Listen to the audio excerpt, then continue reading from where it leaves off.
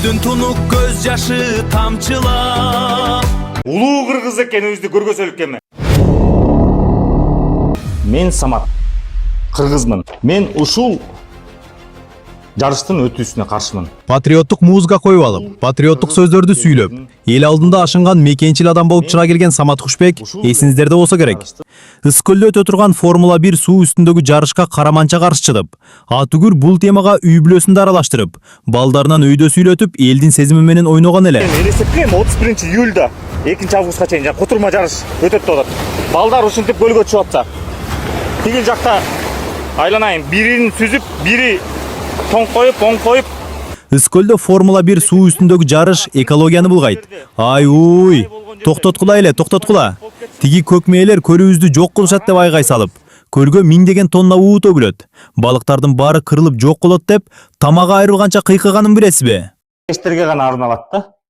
Могу ак мөңгүлөрүбүз көрдүңөр, чөйчөктөй болуп турат, Мондай. Тонналаган, мондай капкара болгон жанагы мештеги кара түтүн бар го. Ушунун баары чогулганда бул көлдүн үстүнө мондай. Көрдүңөрбү? Мына. Биздин көлдүн үстүнө мондай төгүлдү. Кара түтүн. Көмүр кычкыл газы. Мына.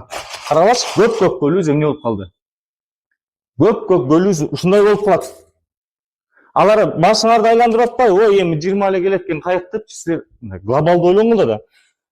Ошол самолеттор конуп атканда бүт мына мөңгүлөргө, мөңгүлөрдүн үстүнө, мөңгүлөрдүн үстүнүн баары капкара болуп, көмүр кычкыл газы бар. А реалдуулукта кандай болду?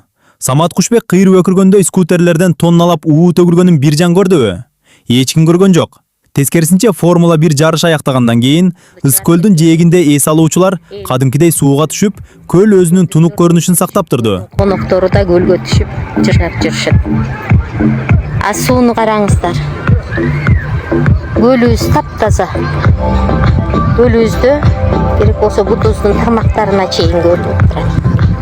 Ысык-көлдүн мөлтүр тунук суусунан майда балыктардын ээн эркин сүзүп жүргөнүн даана көрүүгө болот. Бутума мында балыктар жүрөт. Телефон салып көрөйүн эми, сиздер үчүн.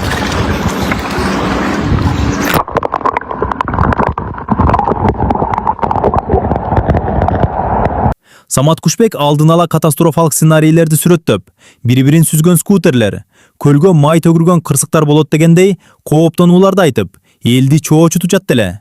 Бирок иш жүзүндө мындай көрүнүштөр катталган жок. Жарыш өз тартибинде өтүп, көрүүчүлөргө сонун адреналин тартуулады.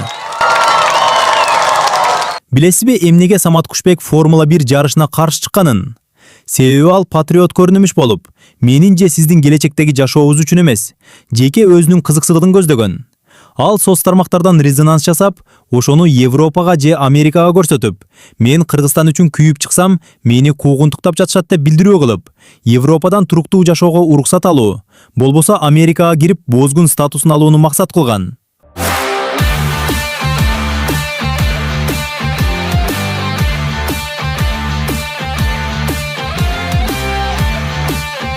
Формула 1 суудагы жарышынын Ысык-көлдө өткөнү Кыргызстан үчүн чоң жетишкендик болду.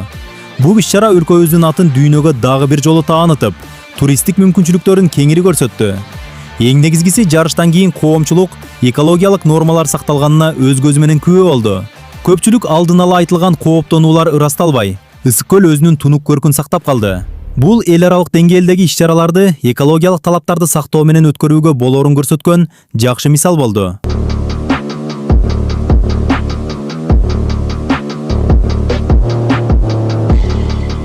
Ал эми баякы айгай салып аткан Самат Кушбек уятынан үн чыгарбай, жим болду да калды.